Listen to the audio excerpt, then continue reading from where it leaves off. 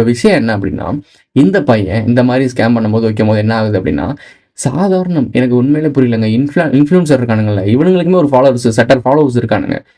யார ஃபாலோ பண்றதுன்னே தெரியாம எல்லாரையும் ஃபாலோ பண்ணிட்டு இருக்கீங்க நீங்க. எனக்கு புரியவே மாட்டேன்னுது.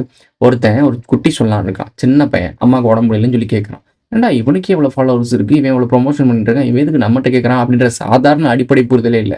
சரிடா உங்க அம்மாட்ட குடுறா, உங்க அம்மாட்ட பேசுறேன்டான்னு சொல்லி நார்மலா அவங்க ஃபேமிலிட்ட பேசி, என்னங்க உங்க பையன் இப்படி சொல்றான். என்னாச்சு? ஏதாச்சு? சின்ன பையன வச்சு கேட்க வைப்பீங்களா அப்படி?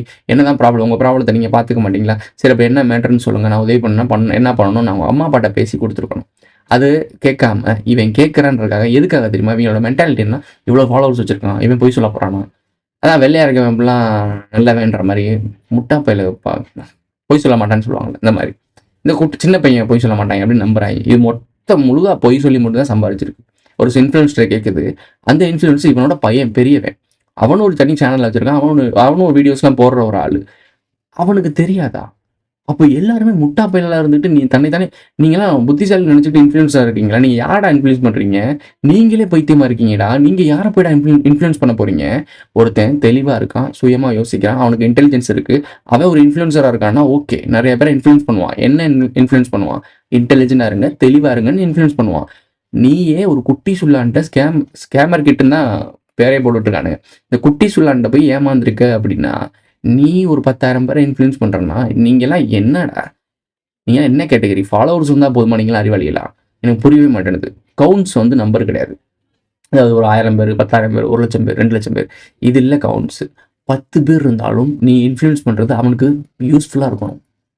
அவன என்டர்டெயின் பண்றது வேற ஒரு கேட்டகரி. என்டர்டெயின் பண்றதுக்குலாம் இனிமே நேரமே கிடையாது.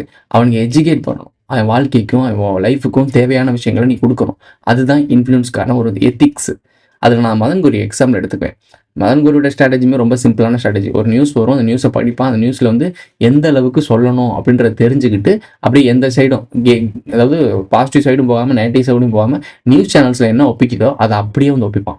ஒரு மினி நியூஸ் சேனல்ஸ் தான். ஸோ அவன கூட ஒரு எத்திக்ஸ் வச்சிருக்கான். அவன் மேலேயும் போமாட்டான், கீழயும் போமாட்டான். அவனுக்குன்னு ஒரு செட் ஆஃப் ஆடியன்ஸ உருவாக்கியிருக்கான். ஸோ இந்த மதன் கௌரின்ற நபர் வந்து அவ்வளோ பெரிய